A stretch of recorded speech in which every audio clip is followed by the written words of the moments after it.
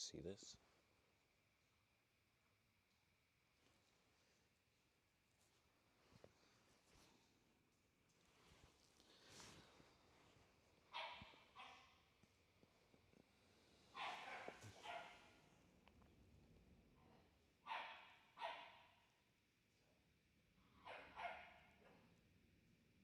Hmm.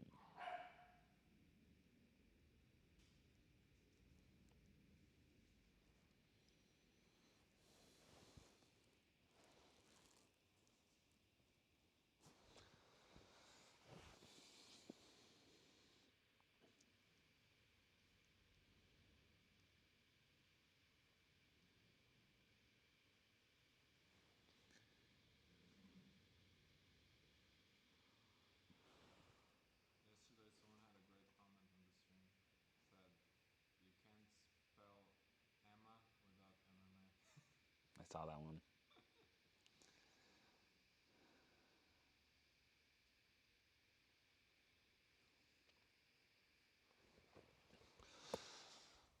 Oh man.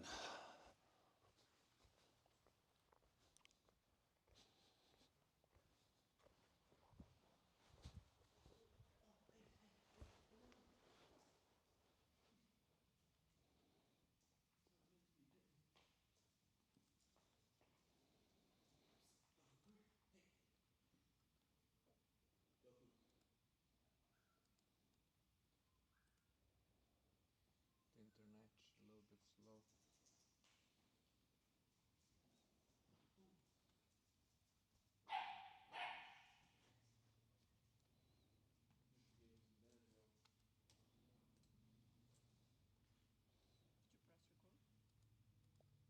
I did not. Do you know where to find it? On the left side. You But showed me once already. I moved some things around so it'll be harder to find. Don't make excuses for me. It's right here. Let's start recording.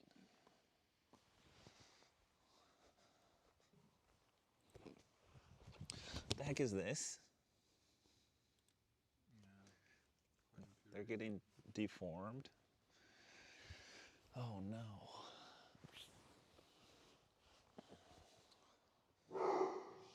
What's happening here? Why is the stream so bad? I think it's the internet here. On the one that my computer is getting. The one we never paid for? Yeah. I see. No, I'm not okay. I'm tired. Why are you tired? I was up till 4 a.m.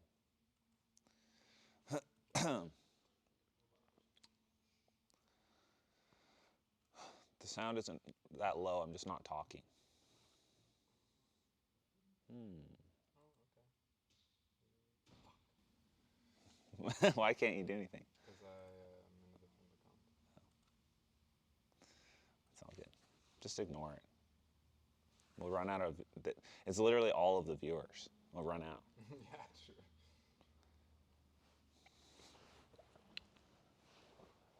No, I was up all night just watching and reading about the world's political climate.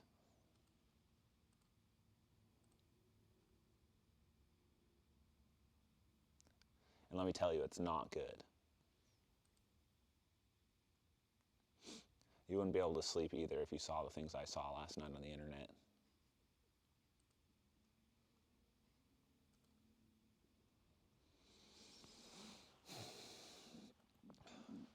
Yeah, I think it's pretty cool that we have the best live stream in all of jiu-jitsu. Everyone else is trying to do live streams, but we do it best. And it's because of you guys. It's us.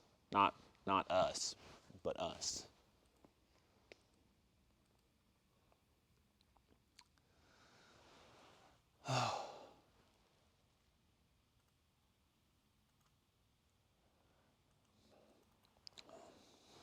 The writing on my belt. I'm not sure actually on this one. I actually do know, but I can't say it on the internet. It's inappropriate.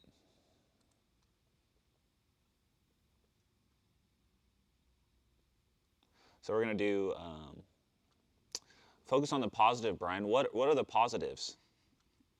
Give me a few positives in this situation. You would think that one of the positives would be that it would, like, this collective fuckery that we're all dealing with would bring us all together and kind of agree on something, but that is not the case.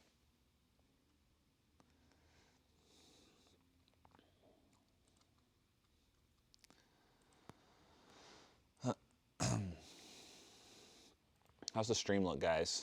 Apparently our internet sucks today. What was the most viewers we got? When we first started doing this, it was 1,200 viewers. But I haven't been posting about it. I think if I posted on my Instagram, we'd have more viewers, but I don't want to artificially inflate it. I want to make Miha work really hard to get viewers in here. And he's been doing a great job without me.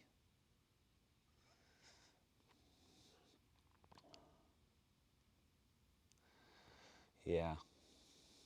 Lag. We don't, well, today is truly a depressing day. Where are the Legionnaires? It's just Joe G today? Easton as well. Easton's in here. John Jones got a DWI. Yeah. They arrested him last night when they reported gunshots, and then they found a gun in his car, like whiskey or something, and he was drunk. Again? Yeah. Dude, what is up with that guy? Does he just not learn? That's crazy. He must just be one of those people that he's like just a real wildcat when he gets drunk, you know? Just really unpredictable, can't control himself. Kimball, no. I won't be cutting my hair anytime soon. I won't be shaving either.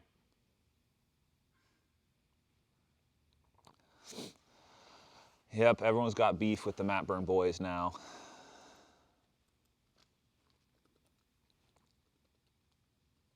Hey, Atia, thanks for being here. Glad you've been consistent. Oh, Easton's got some questions here.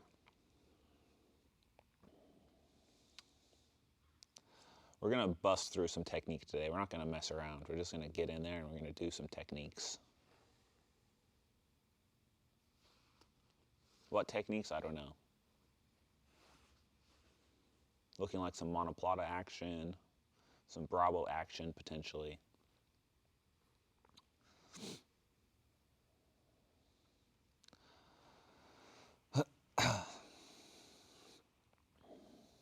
Loop chokes, the deadlift choke. All right, I'd say it's about time to begin. It's 12:10 right now. All right, let's answer some of the questions first. I'm going to start from the bottom today. I'm going to read Easton's question. Easton says, I get monoplata position from mount when people fight underhooks, but have trouble getting my leg over their head or into a position where it is applying pressure on the shoulder. Also, I'd love to see triangle armbar dilemma. Sounds like a thought experiment. The triangle armbar dilemma. And what are you guys saying over here in the chat? Darce Essentials, Bo, Omoplata. Taking the back. Today is only submissions. Submission only today. Oh, they mean not bow. Oh, Bow. I thought you were talking. Oh, bow. Bow. Yeah, like bow and arrow. I see what you guys are saying. Bow and arrow. Yeah, as we must respect the traditions. Kanto choke. Wow, you guys really want to dispense some exotic violence. Phrase of the week. Was that this week or last week? That was last week. Dang. Time flies when you're quarantined. Hey, what? Before we bow in, let's tell the people about the Lapel Encyclopedia Okay. and what we did to it. It's the same thing we did yesterday, right? Okay, just making sure. All right, guys, before we bow in, I'm going to tell you about the Lapel Encyclopedia. The price is lowered. You can go check that out. Pick up a copy. It's a great time to be studying and improving your lapel game. I actually had, like, while I was up at 4 a.m. last night, I was thinking about jiu-jitsu, and I had some really progressive insights into lapel guard, and I forgot them all. But maybe they'll come to me later. But yeah, lapelguard.com. It's heavily discounted right now to try and provide some more content and technique for the internet audience. You guys can go check that out. If you have any questions about it, go ahead and shoot us a message in the chat. Oh, Rob's in here. Welcome to class, Rob. I see you typing. Tony's avoiding us again. He had to fake being sick yesterday to avoid street fight rounds. Yeah. I guess I shouldn't be posting all those embarrassing highlight clips of me rolling with him. Is that insensitive? No, it wasn't. Okay. I mean, just do better versus me, you know? That's it. That's what he needs to work on. He needs to do better. Yeah. I mean, It's not my fault his that... whole goal is to survive. He's got nothing to lose. I mean, it's not my fault that he got Tomonagi'd that cleanly. I mean, it is, but it's also his fault. But he's got a lot of potential. He's going to do it. He's going to grow up into a fine young man one day. All right, let us commence class. Could you get into position, please, everyone? Let's begin. On 3. 1, 2, 3. Bows. Okay, thanks. All right, Rob. Rob had a question here. Can I see different ways to enter the Tarico Plata? I'm not a Tarico Plata expert. I know Andres' setup. I know a few setups from Top potentially. We could go into a Tarico Plata. Let's start with the mounted monoplata. What's everyone? Thanks for being here. Man, you know what we should do is we should put the TV below the camera. No, just raise it a little. No. Let's just put it underneath. Yeah. Now it's like a teleprompter. Try to go down a little You're not gonna be here, so. Yeah, it's fine. Oh, we got a super chat. Super chat is where you pay us money so that you highlight your question. And I still miss them a lot of the time. I guess I can answer this question before we get into technique because I'm in such a foul mood today. What belt experience should someone have before integrating lapel guard wrestling play into their game? You can start immediately. There's nothing holding you back from trying new things. Just don't get too attached if it's not working out for you. But it should if you have the lapelguard.com. Just don't trust anything else you see on the internet. There's a lot of bullshit on the internet these days. There's a lot of fake moves. There's a lot of fake people. A lot of people lying for attention on the internet today. A lot. On Instagram especially, I noticed. You can't? bit. My eyes are getting worse. Again? I had to miss an appointment and they're worse. I've just embraced my lack of vision.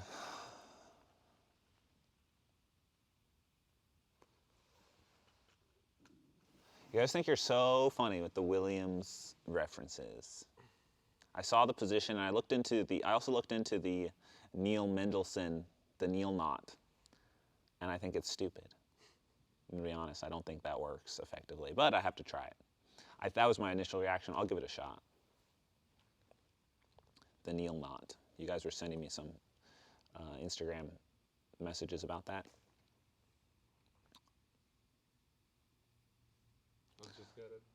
Let's get into it. Tarico Plata? Huh? Tarico Plata? Not now, Miha, I'm stalling.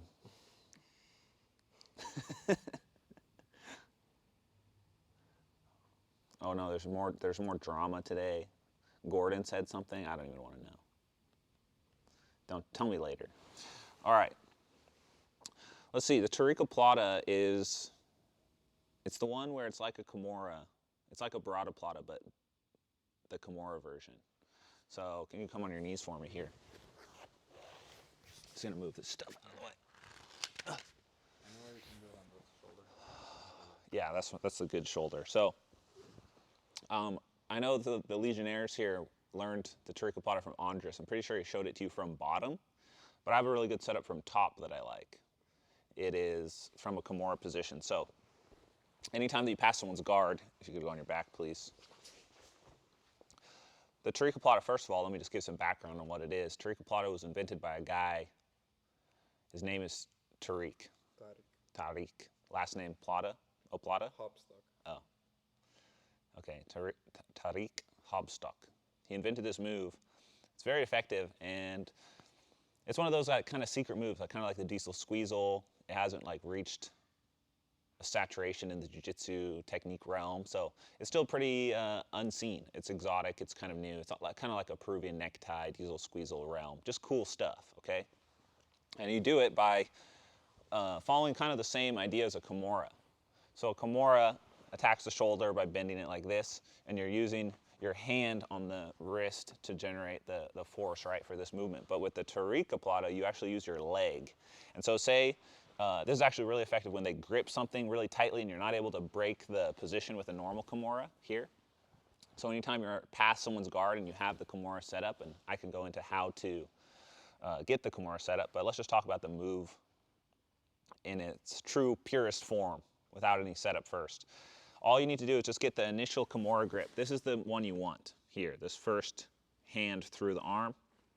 I don't even need to connect my hands here, really. I can just grab onto my own collar even, as long as I just get this arm. You can count on him controlling somehow, like having his arm down on his belt or his pants or something like that. It's pretty rare that when you set up a Kimura, people are just not going to defend.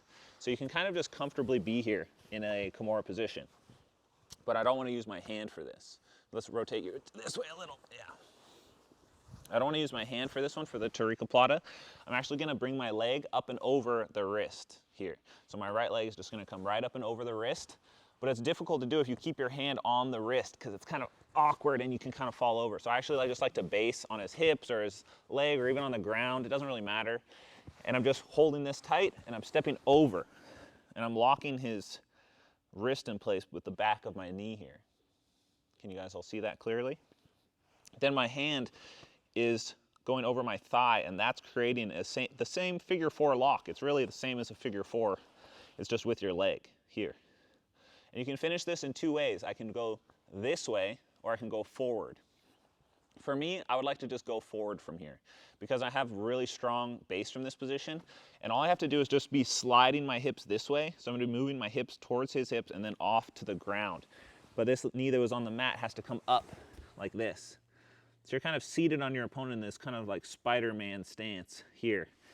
And as I move my hips around, it's either going to flatten his hips back to the ground if he maintains the grip on his belt, which he has here. But you can see I'm starting to generate a lot of force on the wrist, and he's probably already feeling it in his shoulder a little bit.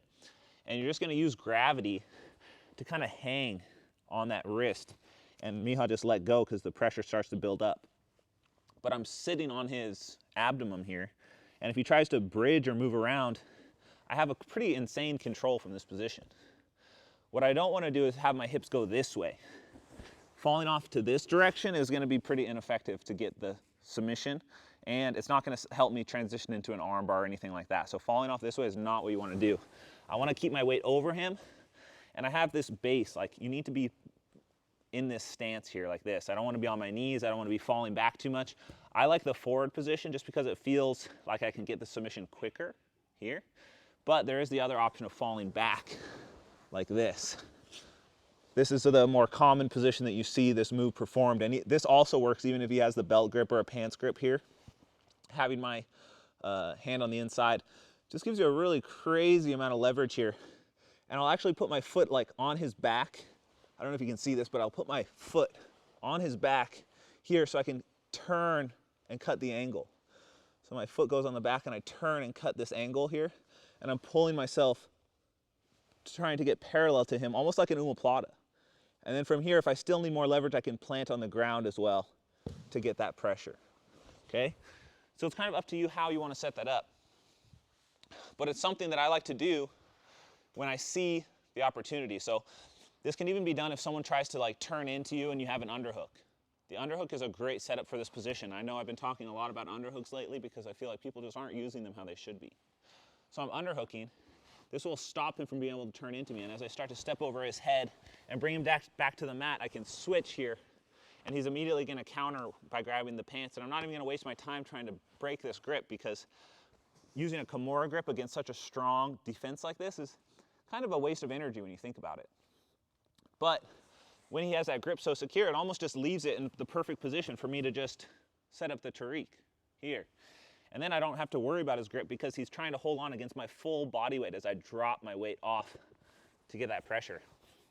And you can still get the submission even when he maintains the grip. Like, he can be holding the grip the whole time and the shoulder will still be put under a lot of pressure, all right? So this can also be done from bottom, and this is the way that Andres shows it, from bottom. I'll just show you both setups. You can do this aggressively as like attacking the Kimura and then going for it, or you can do it defensively when someone is putting you in double under. So I'll show you the aggressive version first. So we're in like an open guard or even a closed guard, doesn't really matter. But if I see an opportunity to get wrist control, maybe he like posts on my leg like this or something, and I see an opportunity to get wrist control and then Kimura grip. When you get a Kimura, people almost always try and tuck their hand in. And when that happens, you can continue trying to go for the Kimura, or you can just start setting up the Tariq itself. But you need to make sure that your left leg is free and comes out over the head. So when you throw in the Kimura, this leg has to open up here. So I open up that leg and get both legs on top, and then we're in the same position here.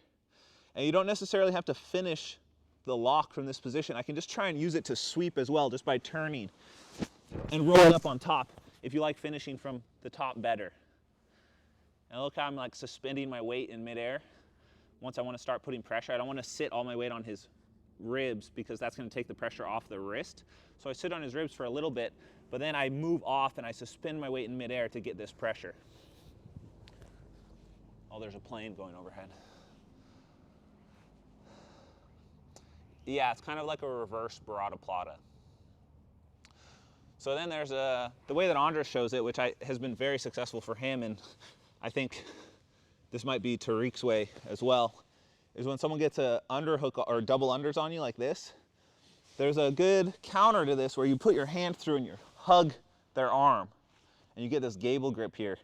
And he can try and hold on here pretty tightly, but the more pressure I put here, I can also put my leg over his head to start putting pressure on his neck to make him think about letting go of this. So once I get my hand through, I don't have to maintain this grip either. Just this is enough as an underhook. My arm's not going to slip free, so you don't have to worry about holding this grip as you try and do this. You can actually let go. Use your hand to clear the head. Be here and look.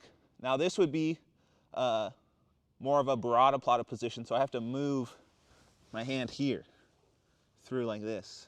Now this is the Tariqa Plata, all right? And then from this position I can finish here.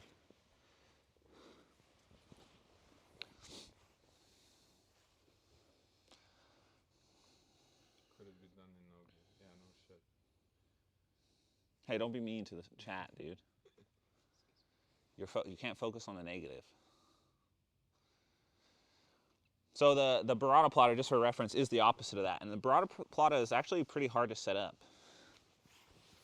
I don't even remember how to set this up, actually. What is the Barada Plata? This is experimental right now. It's when, man, I know how to do it. I do it all the time. But I don't remember the proper setup. Because Barada Plata is here. Like this, right? Yeah. Okay, so it's just, how do you set it up? You just go reverse Kimura grip? So.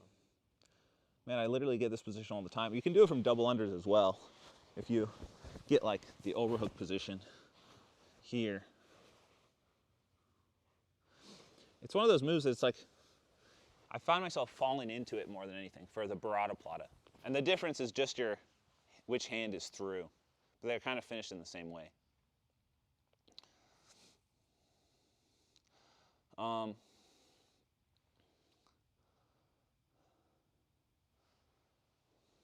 I gotta scroll up here.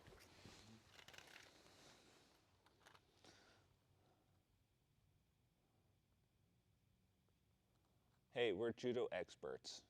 What? When you're going when you're on top going for the Tariq, can you tie their arm in a key lock before swinging the leg over? Yeah. Like the Kimura grip? Yes. Absolutely. Since we're on the theme of shoulder locks, let's talk about the monoplata. So Easton had a question earlier. I'm going to go to mount on you here. Head this way.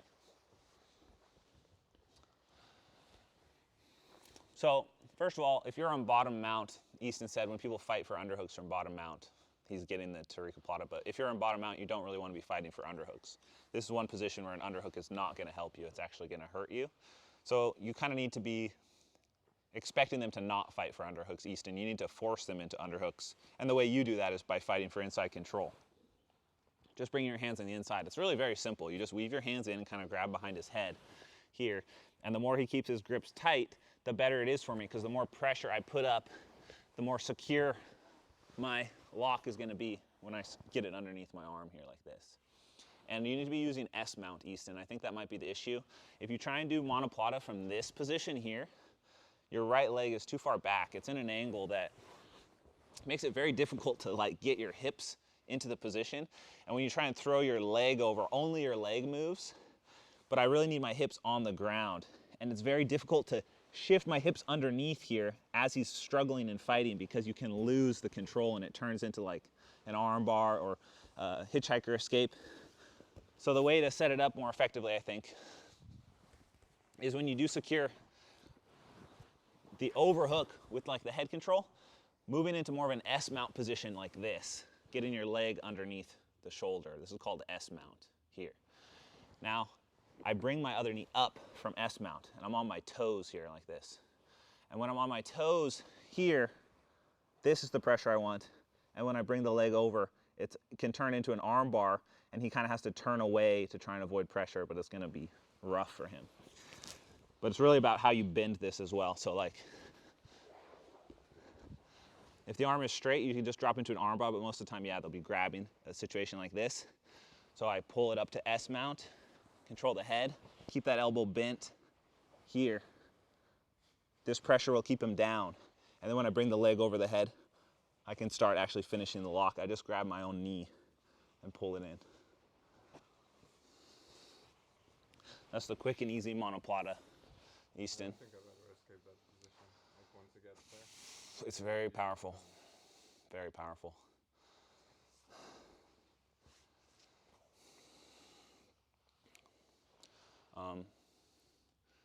Yeah, and Rob, for the Tariqa Plata, those are the two main ways you're going to enter it. I'm sure there's more setups, but the primary setups are just from top or bottom whenever you get a Kimura grip. It's the easiest without like overcomplicating things.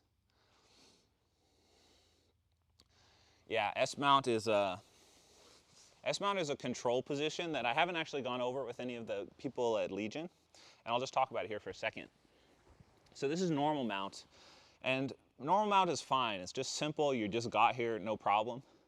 But to really control from normal mount, you have to get inside control and you have to get head control, and then you're looking for wrist control. And then I'm trying to like tuck my foot underneath his butt as well. And then my hand has to be ready to base. My left leg has to be ready to extend to base in this direction, and we're controlled. But with an S-mount, you have a lot more control without having to base, okay? And that's because it kind of compresses his shoulders and gets your hips off of his hips. Because if his hips are connected to my hips, he can like do oompas and I'll actually move. But the higher I move up on his body, that doesn't work. So when I get inside control, if you have a little bit of flexibility, you can do it from an elbow push or even just like pulling the arm up. I bring this leg high into the armpit and I move this leg over his body here. But I can't leave this knee on the ground. I have to shift off to the side and be here up on my toes is actually the control that you want. This is S-mount. And if you start struggling and moving around a lot, I can kind of crunch in and stay tighter. But a lot of people don't do this naturally because it is, like, you do need a little bit of hip flexibility to set this up. But it is very strong because no matter where he bridges and rolls to, I have so much base, like my knee laying flat across the mat, his arm getting trapped, and my foot here. It's a very powerful position. Mainly just to set up arm bars. For S-mount, it's really just an arm bar setup without having to move your hips as dynamically. For a traditional arm bar setup from mount, you have to pull the arm across. You kind of have to like pop your hips up or just awkwardly kind of step around his head which works. It's no problem. Like, you can do that and become very good at that. Whoa, where are you going, pal? Get back down there.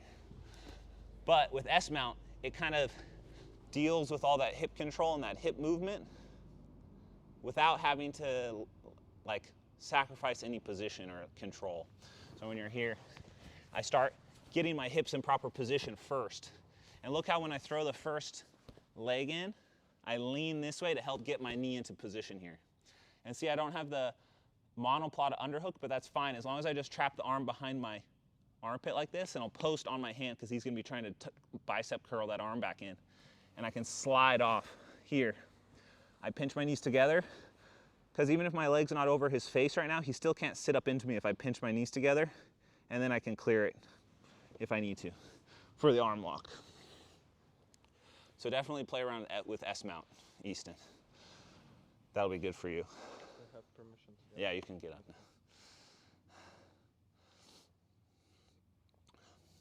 All right, Mark Martin has a question.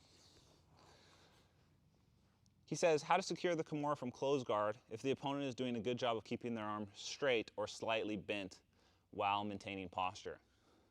When do you abandon the sub at that point? If you have a fully locked Kimura and their hand isn't inside their own thigh or on the belt, don't abandon it. You can definitely finish the position.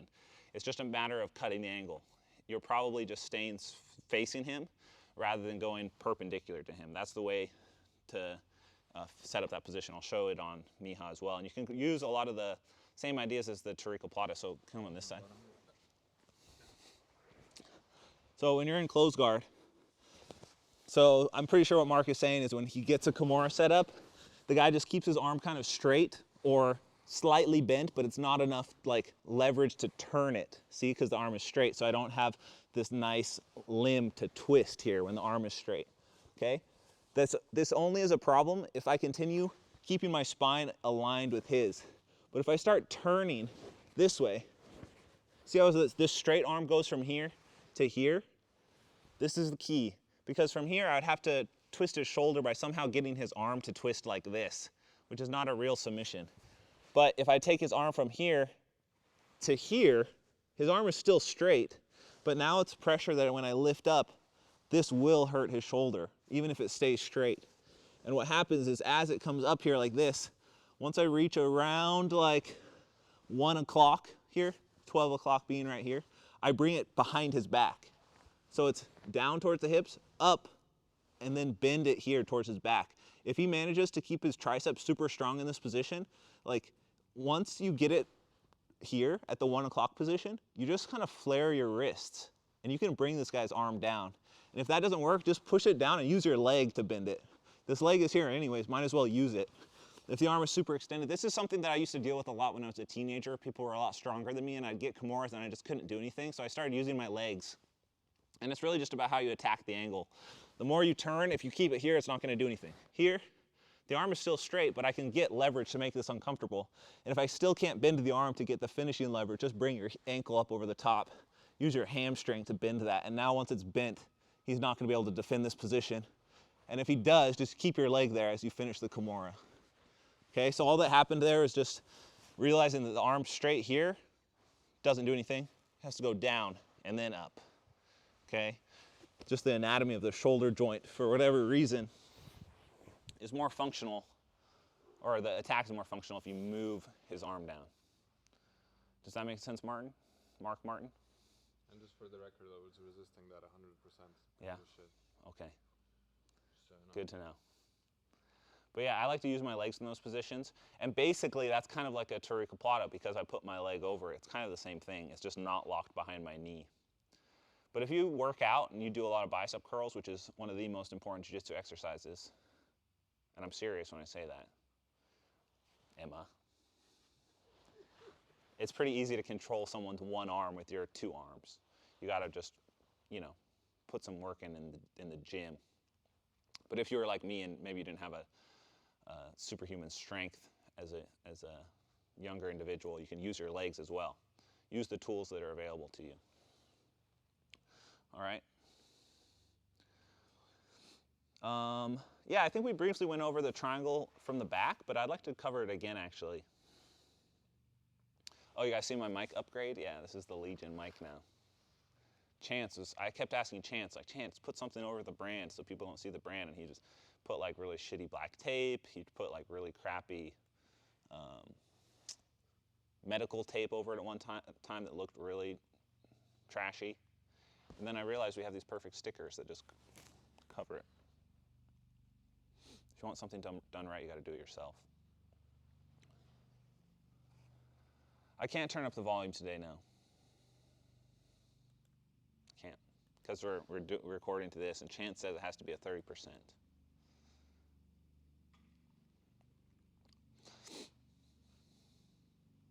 All right, I'm going to do this reverse triangle someone asked for, because this is just such a cool move.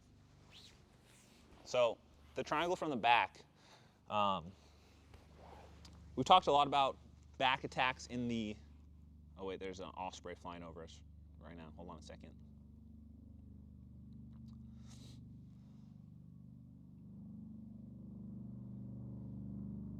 Can you guys hear that?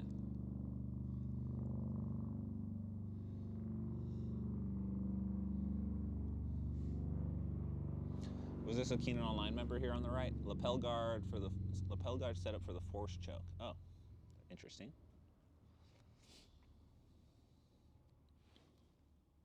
All right, they're gone. Hey, who are you giving that to? He wants the full monitor? Okay. All right, here we go.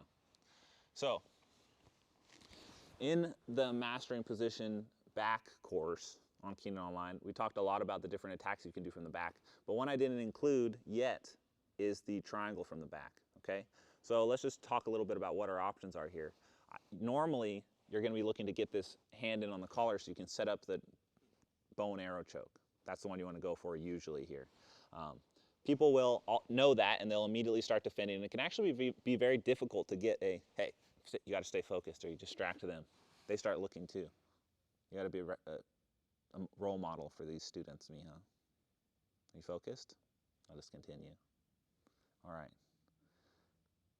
Where was I? Bow and arrow chokes. Bow and arrow chokes here. It's a super high percentage move, but because it's so high percentage, people are incredibly focused on defending it. They know that the second they feel his hand coming in, they're going to be blocking, putting their hands into position to obstruct your ability. Well, Miha, I know you're tempted to look at the doggies over there and Tony yelling, but don't. All right? When I have the bow and arrow here like this, my goal is to get the pants and set up the bow and arrow itself from this position. And this is fine and dandy and all that, but when his hands start coming into play and blocking my hands, there we go. When he starts blocking my hands, I can't get the bow and arrow super easily. This is when it's a really good idea to start setting up the straitjacket positions like this, right? And the straitjacket position can help you set up your bow and arrow chokes, but it is a kind of a difficult setup. Like it's actually trickier than it looks, the straitjacket setup, because there is some memorization to be done, but there's a nice little trick you can do that kind of serves the same purpose that I learned from Gio Martinez, okay? And I'm going to talk about it now. The choking arm is the arm that's here attacking the neck, one that he's going to be blocking. The arm on bottom is the control arm. This is the arm that I'm controlling his body with, but it's not a threat to his neck in any way, okay? But when someone grabs your hand like this, and I can't reach the neck, what I can reach is my own leg here. So what I do is actually bring this leg up and over his other arm and grab my ankle here like this. Once I make this connection, as long as I keep it tight to his chest, he can't really weave his arm back into the situation. Even if it comes over the top, it's not that big of a deal. Because from here, I can bring the other leg over very easily. He can't just slip out of this position. The more he tries to escape here, the better it is for the reverse triangle. As you can see, this would tighten it up. So you have a surprising amount of control by switching from seatbelt to almost like a leg seatbelt. But look how I bring my knee out. I bring my knee out of this position, I put my foot on his hip here, okay? That's so I can get my ankle. And look, even if I don't make it over his wrist here, it's actually pretty easy to just wind your toes up and over when you're in the position. And most people don't see this coming. Because if I can just get my toes up and over, that's enough to help me get my leg up and over here. And then once I have my ankles crossed, he's not getting this arm back in, and I can actually let go of the position with my hand and start focusing on extending his neck and head and getting this leg up onto the shoulder to switch the grip now to this ankle. So I went from this ankle to this ankle here, okay? And then from this position, I can start setting up a super tight reverse triangle. You actually don't want to set up the reverse triangle with this leg here.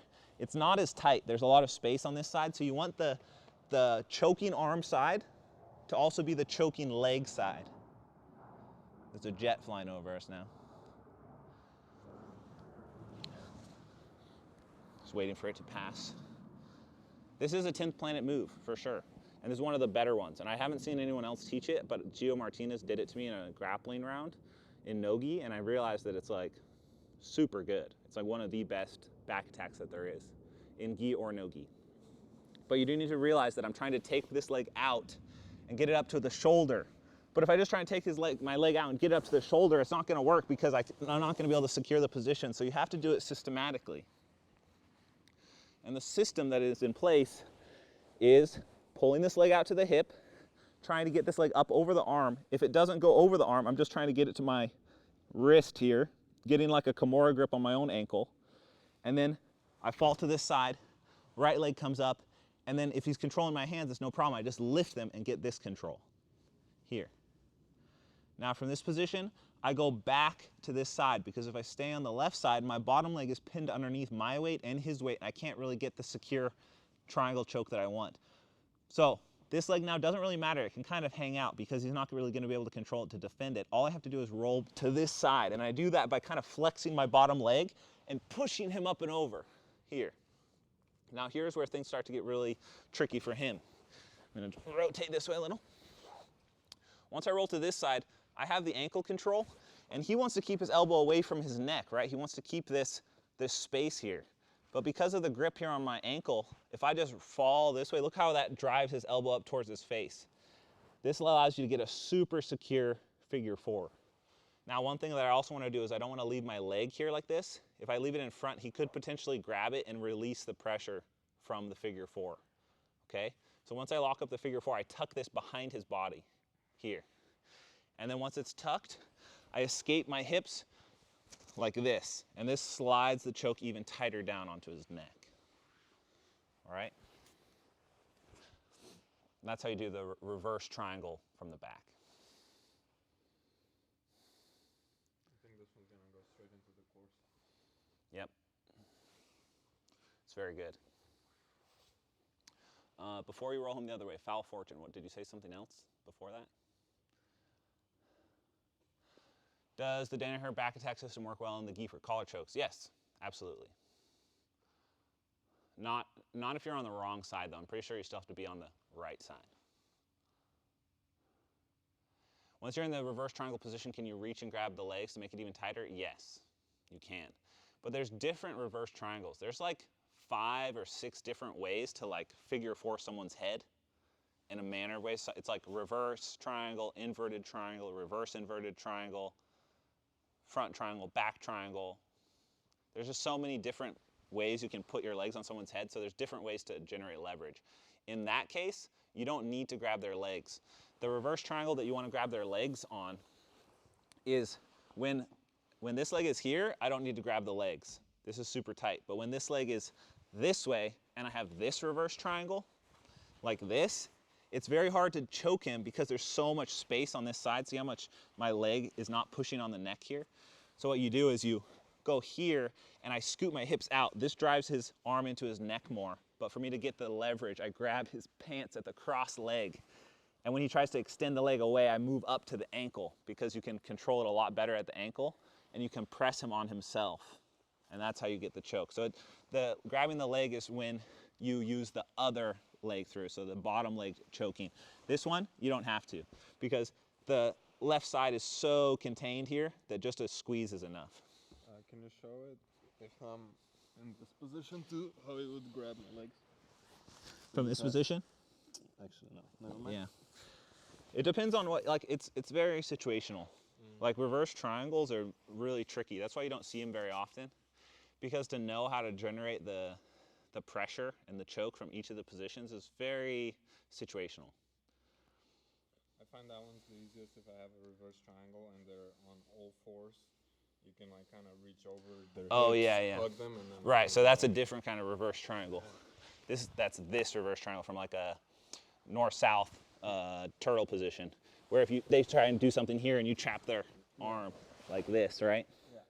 Yeah, from this position, if I reach to his hip and I roll this way here, you can really get some uncomfortable choking power by twisting and extending there.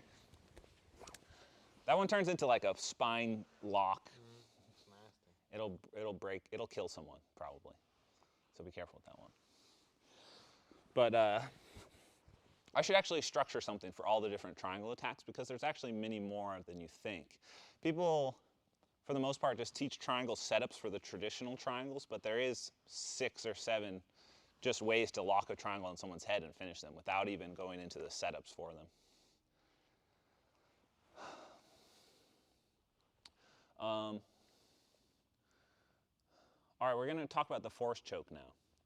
This has been needing to be reshot anyway. So someone had a question about setting up the force choke from the lapel guard, but it's not really a lapel guard setup. And I don't know if the YouTube chat here is familiar with the force choke, but this is an illegal technique. So you're not allowed to do this in IBJJF competition, okay? However, no one in the gym is going to DQ you for this, and it's not dangerous to your partner, not any more dangerous than any other choke, okay? It is incredibly sneaky and can be done from almost any position, even if you're just getting your ass kicked completely. If you're on bottom side control or bottom mount, if you manage to set up this grip, you can use the force choke to submit your opponent. And very few people know about it, and there's a lot of ways to disguise what you're doing. And this is why sneaky submissions like this are fun, because there's almost like a layer of subterfuge that you're trying to trick your partner and not really let them know what you're trying to set up. So let's talk about it. So come on this side, knees are on your knees facing me. When you're playing guard against someone who's really good, okay? Let's say they're just pressure passing you and kind of messing you up. An over the back grip can be really strong to defend, just from like butterfly or anything like that. Let's just assume that I wasn't able to set up an open guard. My layers of guard have been compressed. He's immediately starting to pass my guard in a position like this. Maybe I'm getting side smashed. We've all been here. I don't really have a lot of options to the rest of his body, but there is an option here with his gi, okay? What I do is I pull his whole gi up and I wind it up into like a rope here, like this. I bunch all the material up, including his collar. I put my thumb in the collar here. Can you get a shot of that, Emma? Thumb goes in the collar. All the material, oh, don't mind this. Oh, this. What does that say, Emma?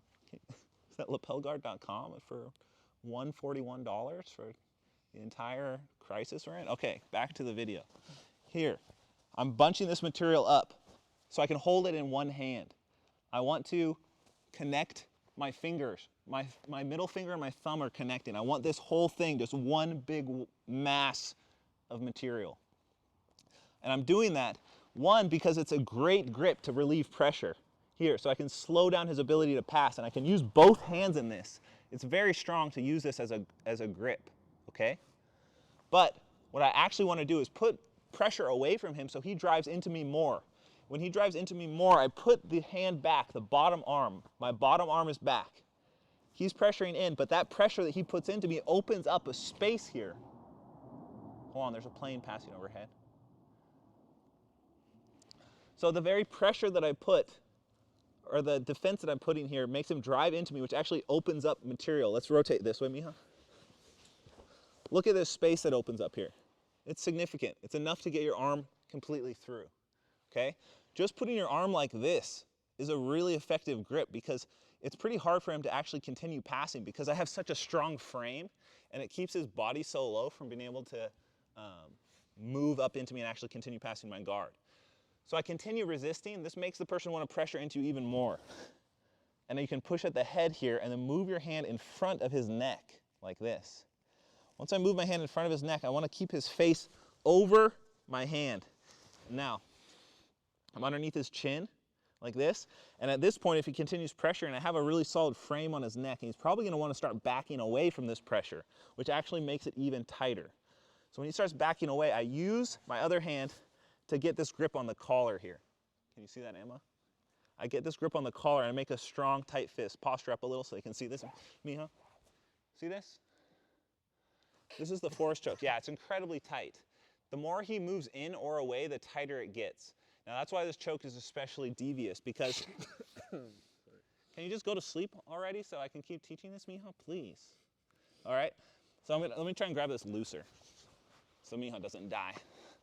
All right, so it's so tight that Miha can't even resist it. So I'm gonna get a loose version. I won't even grab, because once you connect this, it's just choking.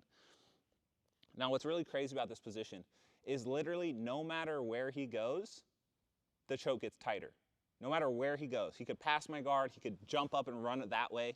He does anything he does, he will get choked once I have this grip. And it's called the force choke because once you secure this grip, and I'll just grab like lower on here maybe. I'll just do the wrong way. So say I grab the wrong way here so Miha doesn't choke to death. Most people try and back away, and a lot of times they even stand up. When he stands up, this is why it's called the force choke, because you literally choke him with one hand like you're Darth Vader. And if he turns away, it still chokes him. That's what's crazy. If he turns away, he gets choked. If he turns in, he gets choked. If he drops down, he gets choked. It doesn't matter. And it's all just with getting this grip, but I'm not grabbing it because it's killing him, okay? But that grip right here, it's pretty much over.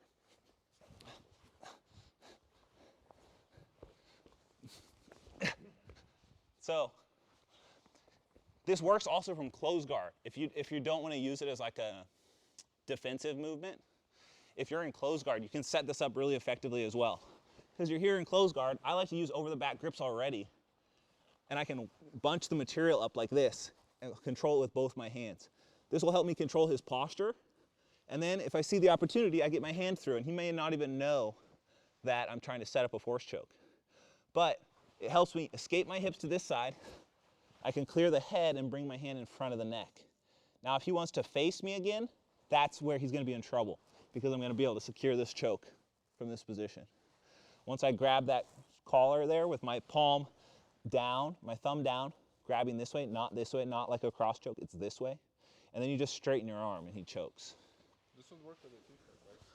Yeah, I think it would. I guess we'll have to find out on Wednesday. Yeah, we'll have to do a street force choke. So that's a very, very effective maneuver that is illegal in IBJJF. However, there are some tournaments you can pull it off. Look at this. If this is the real. Was that him? Yeah. I think it was. What did he say? Just had poor Miha. Tariq is in here. There he is. Let's mod him. Oh, I can't.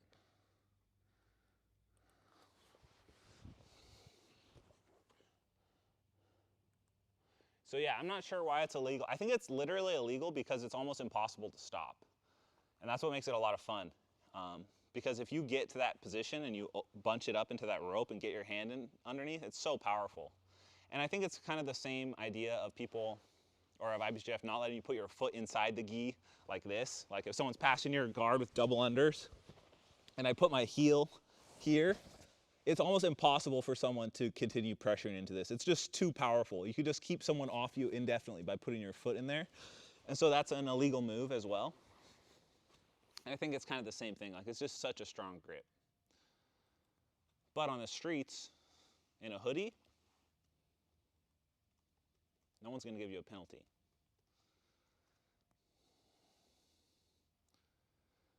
Who invented that? I'm not sure. I learned it from Christian Woodmansey, and I think he learned it from one of the, I mean, I don't know their names, but there's a lot of like red belts from Brazil, and I think this was one of their moves.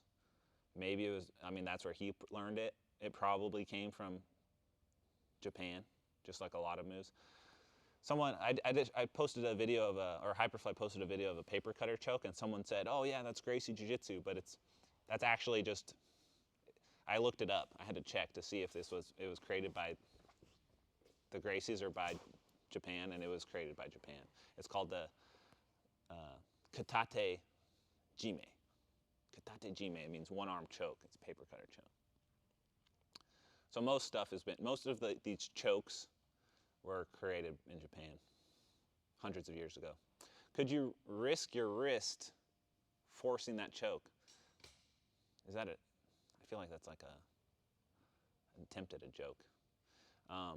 Not really, because your hand is turned down. If you go this way, maybe, but the goal is just to keep your arm really straight, and it just creates a really good, his own lapel just creates like a leverage point where when it pushes into you or pushes away, it drives your arm into his neck even more without you having to extend it, as long as you just keep a strong wrist.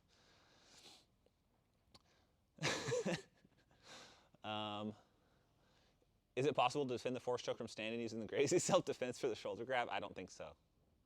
I think if someone pulled a force choke on you in the streets, you'd be in a bad spot. Back when I first learned that move, I started doing it at Autos, and none of even the high level guys really saw that one coming. We just all were like, yeah, it's illegal because it's so strong. So the Williams guard, yeah, actually the Williams guard would be a good setup for the force choke. But I also don't think you need to grab. I think this movement, grabbing behind your knee from the Williams guard, is not ideal. It's good to set up omoplata, I think. But then I saw this one, the kneel knot. Tell me what you think of this, Miha. Miha's really hard to choke, so I feel like he'd be a good person to figure this out. The kneel knot is where you get to Williams guard. Here. Williams guard, guys, this is it. And then you bring your leg here, and then you go like this, and then I choke you here. Do you feel? It's supposed to be unstoppable. Ow. Honestly, I would use the rubber guard defense to this. Yeah. Which is to go forward, limp your arms, and then like. Yeah. I don't know about that one. I don't know. I mean, I don't know about the kneel knot is what I'm saying. Yeah. I don't think that would work, honestly. Yeah, it doesn't seem like you're getting enough pressure, but I just saw it yesterday. You would have to spend a lot of time chilling in a bed position to get caught on that. You know, there's a lot of, and I'd hate to, call out the Williams guard for this position, but there's a lot of guards like that. There's a reason you don't see them often in competition. The reason is they're low percentage moves. It's just, there's more effective things, so people just gravitate towards the more effective stuff.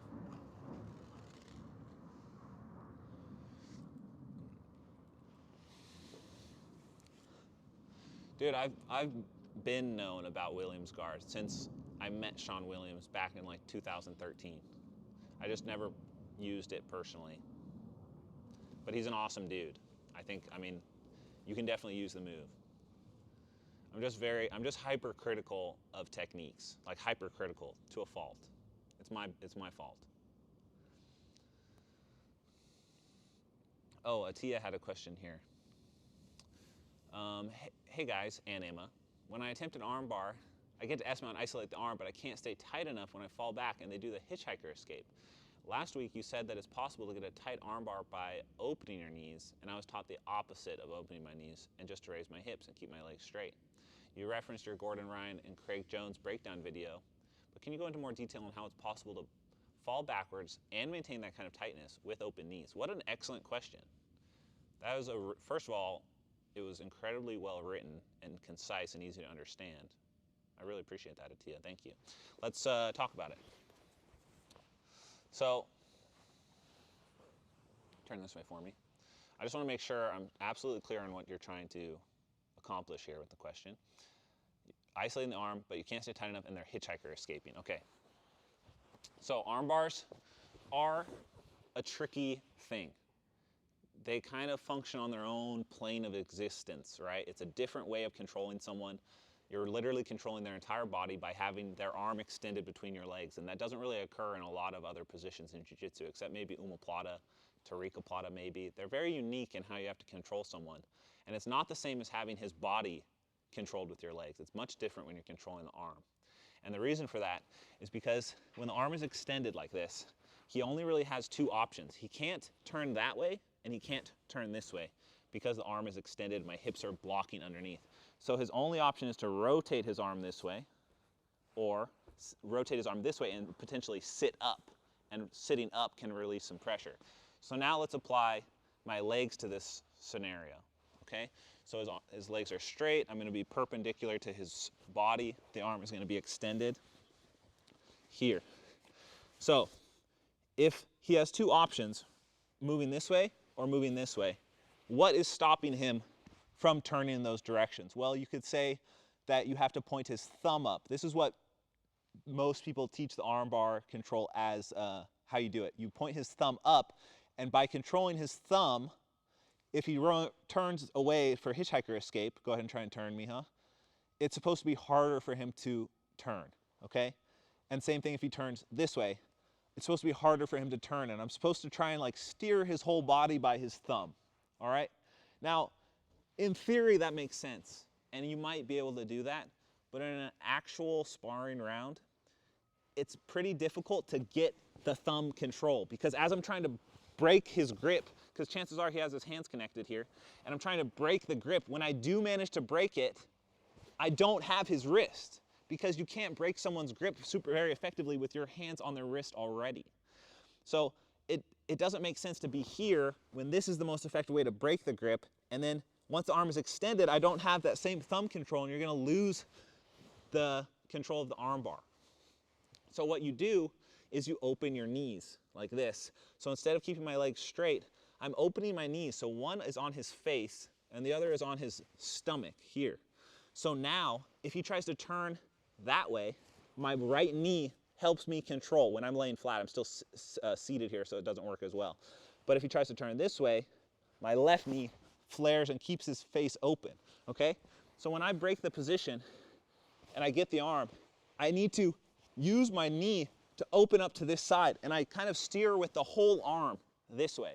So I'm trying to bring his whole arm this way and turn with my right knee pressing into his stomach, because this leg's not doing anything at this point. It's just there. This one can just be chilling. But if I feel him start to turn the other way, and he tries to sit up into me, no, this is the same way, yeah. I do the same thing. I steer this way, and I point my knees here. And a lot of times your leg will kind of hook over their face, and you can see I'm still controlling the armbar. I just don't have my legs squeezed. I'm just more mobile with my hips to block whichever way he's trying to defend, because I'm not going to be able to count on controlling his thumb and pointing it up if he's a competent, strong grappler. So you need to be using your knees and actively moving with your knees like this, while still keeping your hips underneath his arm. Now there is a time and place to squeeze your knees together, but that's when you've pinned him, okay? But squeezing with your knees and falling back before you've controlled the initial outburst of movement is pretty ineffective, because now if he does hitchhiker escape, there's nothing on his hips to stop him and nothing to secure me to his body, and that's why you're losing position. It's because people teach it with the straight leg thing that you lose position a lot of the times. So try and be aware of that. Don't worry about the thumb control, and be more fluid with your legs and use your knees to block the hips. Use your knee to block the face. This is just as good a control, especially if the ankles are crossed here like this. All right? That's a myth, that you're not supposed to cross your ankles and that you have to squeeze your knees. That's not true. And there are many positions. Go ahead and go on your back, same side. When someone starts really struggling and you feel like they are going to escape, so say he starts turning this way, if I do nothing here, he's going to escape. But what I can do is I can lock my legs on this side and figure four. So now if he continues to roll through, his arm stays extended. He can go all the way up to like completely through, but the arm is still extended, and you still have control and can finish the arm lock because you switched. So roll back through. Miha, this way. Yep. And so same thing, if he starts to sit up in this direction, here I can bring this leg over and pin him down because I have control of the shoulder to keep him down. So sometimes, it's just not realistic to just put a blanket over it and just be like, you can control the arm bar with pinching your knees at all times. That's not true. If you keep your legs straight and pinched the whole time, it actually affords him a lot of room to escape the position.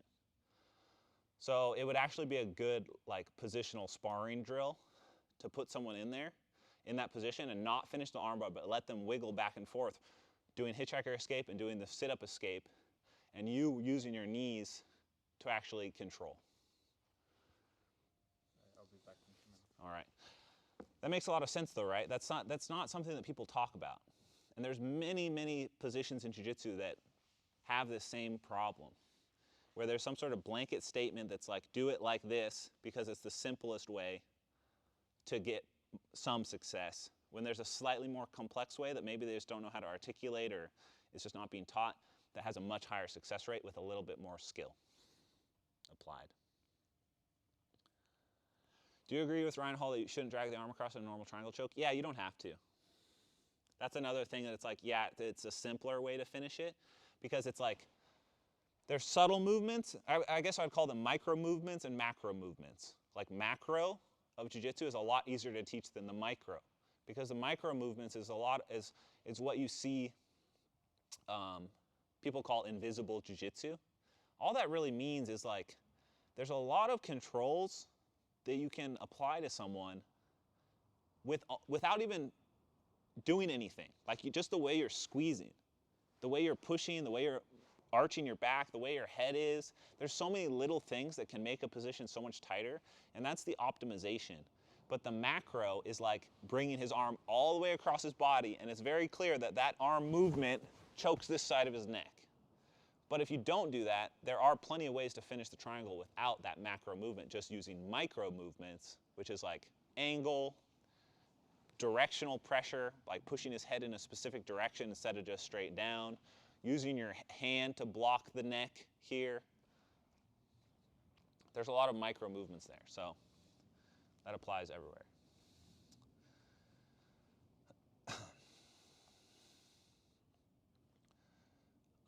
Any other questions here, guys? Did you answer Albert? Oh, I didn't see Albert's.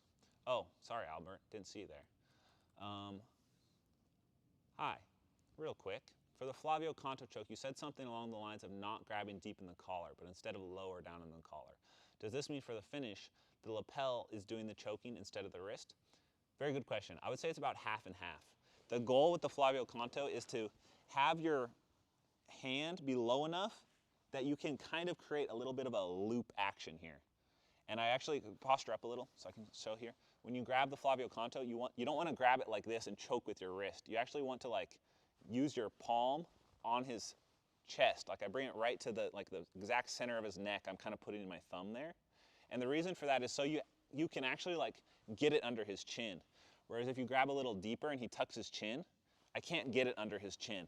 But if I grab lower and he tucks his chin, go ahead and tuck your chin, I can still get it under enough that when I get my leg over the head, I can push his head into that choke more effectively.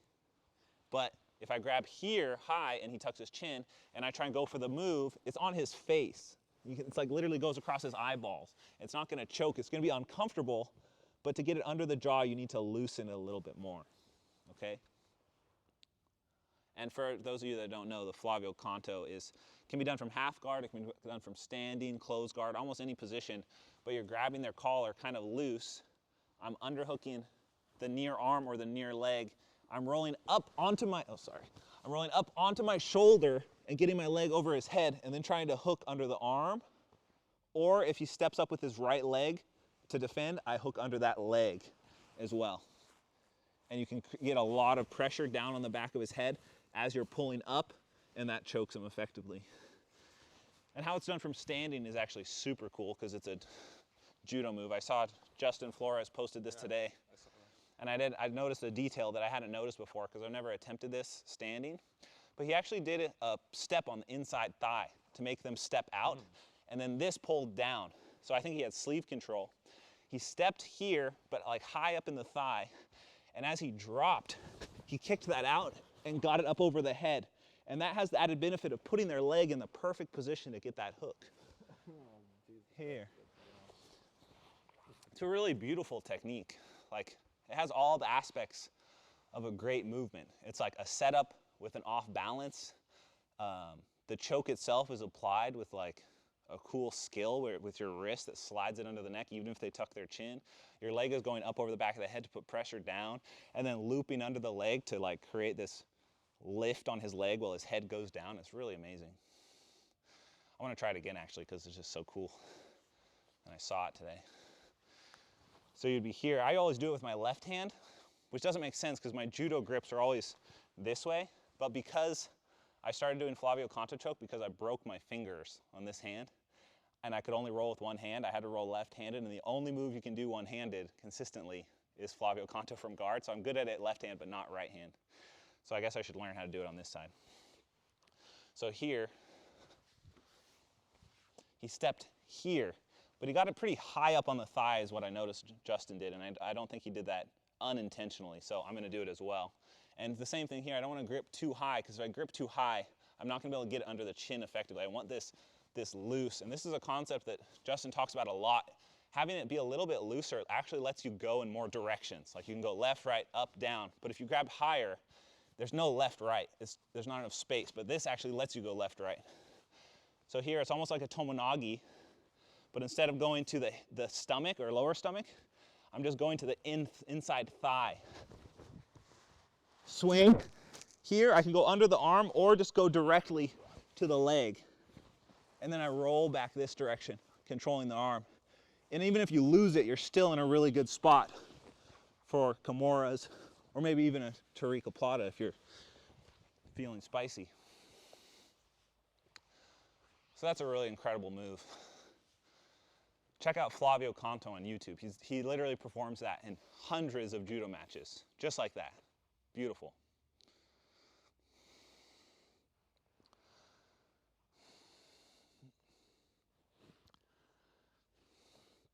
I fell in love with the Gi Ezekiel choke from Mount, but now my wrist is hurt. Am I doing it wrong? Have you upgraded it since first filming times? The Gi Ezekiel, I'm not sure what that is. There's an Ezekiel, a Gi Ezekiel. There's the no Gi Kiel. I'm not sure which one you're talking about, but when you're doing Ezekiels, I know that you want to not let your wrist bend. That's how you hurt your wrist. You have to keep it like straight and turned this way, so the wrist is here, so it creates like a chopping force and it doesn't let your wrist bend. Here is where you can start getting wrist pain.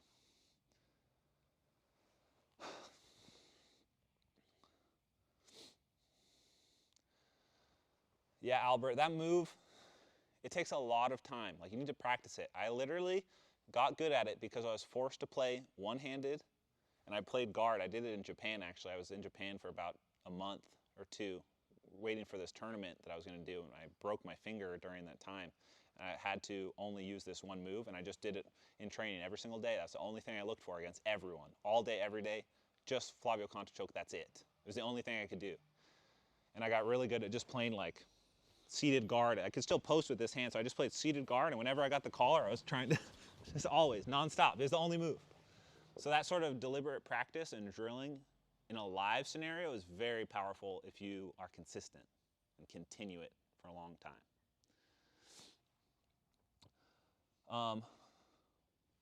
All right, guys, we're going to keep it short and sweet today. We're going to call it here pretty soon. I don't think Tony wants to roll today. He doesn't look mentally or physically prepared over there. I think he's been traumatized. You know what. But thank you all for coming. Yeah. Any final thoughts, anyone? We covered a lot of good submissions today. Remember this, moving forward, all of these will be archived on KeenanOnline.com/LegionLive, right? That's where you can find these in the future. I've already unlisted a couple, Yep. so they're only there. Yeah, so these will only be there now.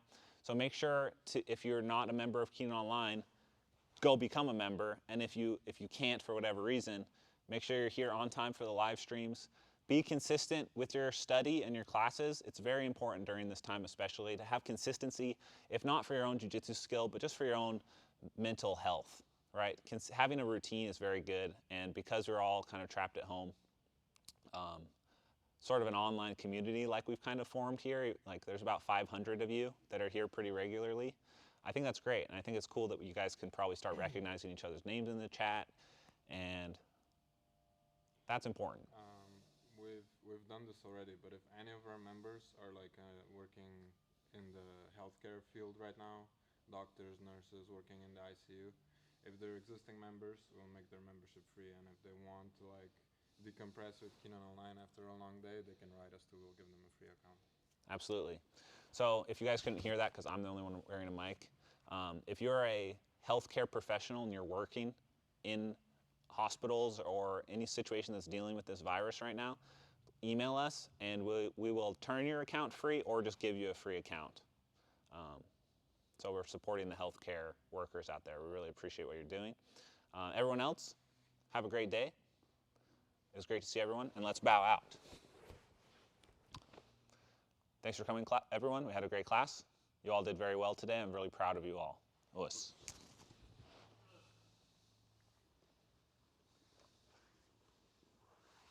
Yeah, we will. We'll be back tomorrow. Yep. Bye, everyone.